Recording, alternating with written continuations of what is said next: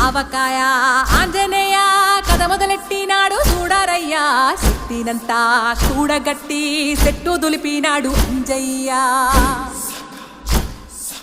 ఎర్ర ఛాయ కోతి అవతార వెంటమాయ